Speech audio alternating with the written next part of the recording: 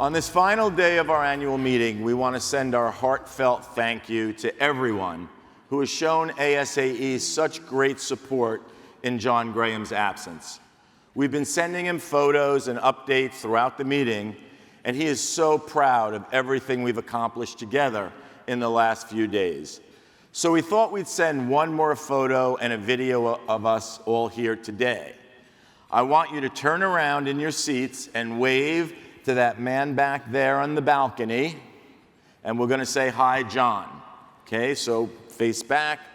Ready? 1, 2, 3. Hi, John. Hi, John. Keep waving. Keep waving. It's a video. Hi, Yay. John. Hi, John. All right, thank you. Okay, eyes back on me now. Always, Sal, always. That's it, always. So Pat, as I said on Sunday, 50 years ago this week, I was at Woodstock. That made me think, where were you 50 years ago?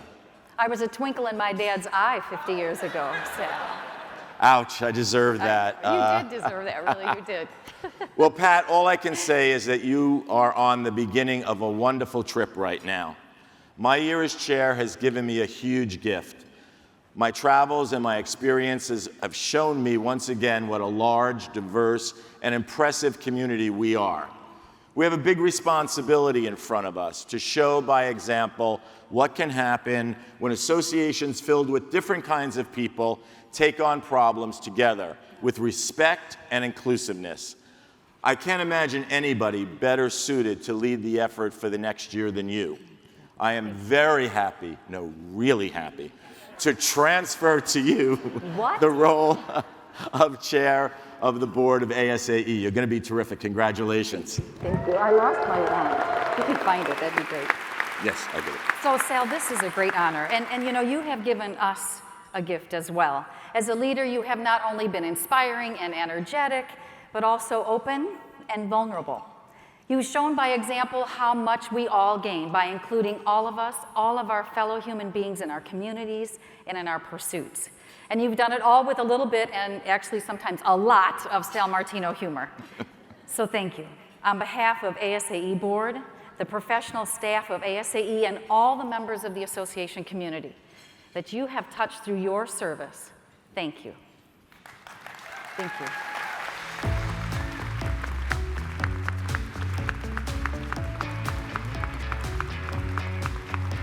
Okay, and find out a way to bring that. So thank you, Sal Martina and the ASAE Board of Directors. Thank you.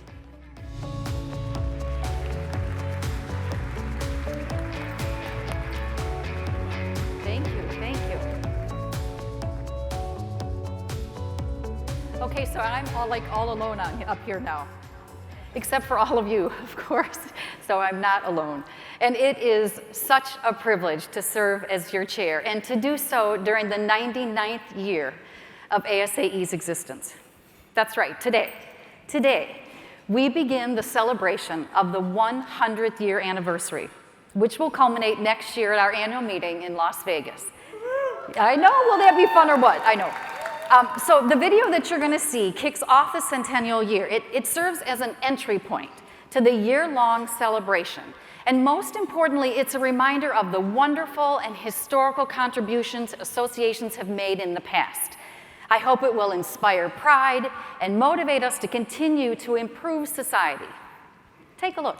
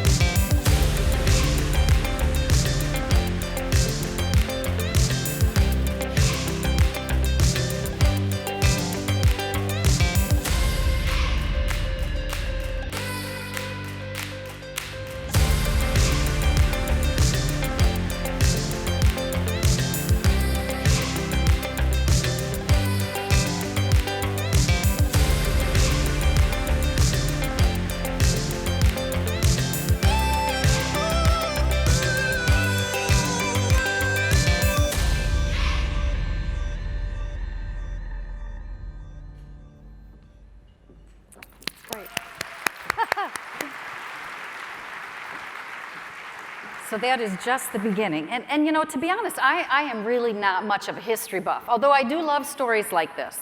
And in preparing for the meeting this week, I started thinking about my own journey, my own professional journey, and it reminded me how I originally got to know my very first association colleague, ASAE fellow Greg Belko. It was 40 years ago. 40 years ago. And Greg and I were running a conference at an O'Hare Airport hotel. Now, I have got to tell you, it was not love at first sight. And after the meeting, Greg and I got in this really big fight about whether we should ship unused reams of paper back to our office in Dearborn or whether we should throw them away. And somehow, starting with that fight, which, by the way, Greg reminded me that I won because we shipped the paper back to Michigan. Yeah, thank you. I know, I was trying to conserve, resources. He was trying to save money. But anyway, neither here nor there. Greg and I became fast friends somehow. And recently, he presented me with an elaborately wrapped gift to recognize my ascent to the ASAE chair. It was, of course, a ream of paper. Thank you, Greg. I will never use it, just so you know. So what kind of magic changes a fight into a 40-year friendship? I believe it is the kind of magic that happens when people come together, when they associate. And that is the kind of magic that makes associations withstand extraordinary challenges and changes in our society while continuing to meet our mission and our purpose. You may not know, but the end of associations has been predicted over and over and over. First it was because of the telephone, and then the automobile, and then the television, then the jet plane, then webinars, then the internet, and now artificial intelligence. Yet we are still here. We are still thriving. New associations are born every day into this vital and vibrant industry. Magic. On the other hand, and I'm a Gemini, so there's like always another hand. Will associations still exist in the next 100 years? Or even in the next 25 years? The wild card today really is digital technology, as we have devices we hold in our hands that instantly access all human knowledge and communicate with almost everyone on Earth. Can associations which traffic in knowledge and connections survive that reality? Well, I strongly believe that associations will survive because people are social creatures. That has been true for the past 200,000 years, and I do not think it's going to change in the next 100. I see this need to build communities in the younger physicians, scientists, and allied professionals who are part of the Heart Rhythm Society. They are not about to give up their devices, but they still crave that face-to-face meeting time. For them, it's an and, not an or. And this is the magic of associations. And then there is the coming of age of the profession of association management.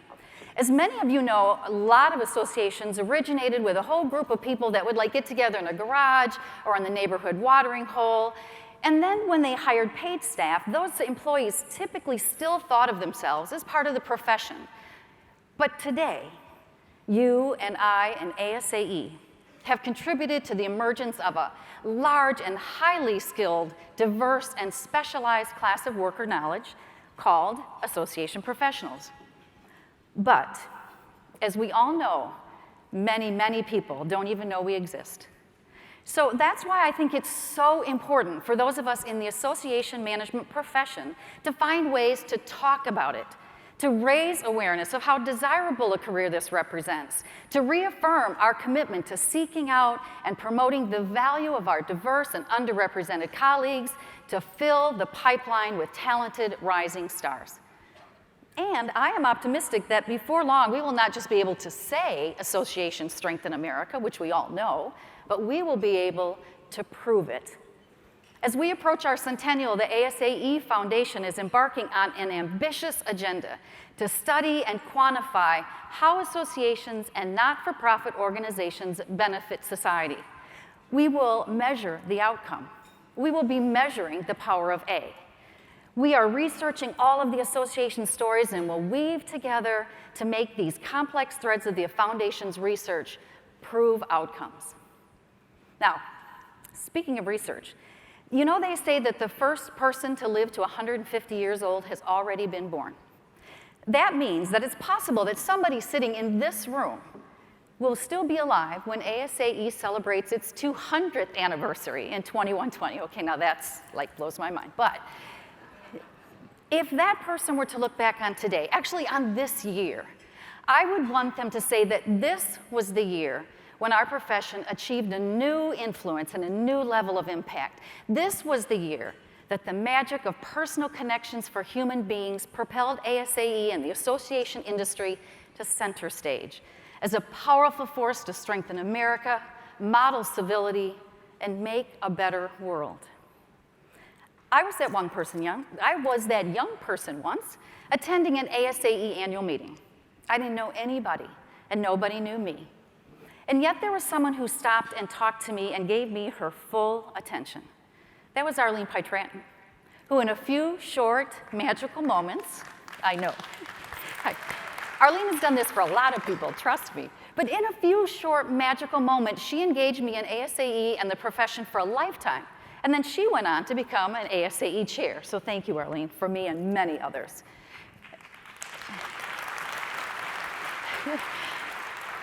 But as much as Arlene is fabulous, it's not just Arlene who has that ability. As association professionals, we all have that magic to share. If you see a new attendee or someone, a young professional maybe, do what Arlene did for me. Stop and talk to them, a friendly hello, sharing a quick story. It might make all the difference. And someday, that person might be standing right here talking to you as the ASAE chair. Now, as much as I value meeting new people, and I do, and it's been a great week for that, it is equally important to recognize and thank those people who have supported me, encouraged me, and told me the truth throughout my whole association career. So, thanks to Carol, to Jackie, to Michelle, to Deborah, for always having my back. Thank you to the incredible staff at the Heart Rhythm Society. They're giving me a chance. Thank you, guys. Thank you to the staff at the American Society for Gastrointestinal Endoscopy, to John Graham, to Susan Robertson, and the amazing board and staff at ASAE. And a special thanks to my love and chief truth teller, my husband Raymond, and my daughter. I know, you just gotta have one of those truth tellers close to you. And my daughter Ashley, who is also here, you're so supportive. I love you both. It has been a magically delightful carpet ride. Thank you. And most of all, thanks to all of you for the magic that you create in this great profession, in serving these people and our associations. It will be a tremendous honor to serve as your chair. Thank you.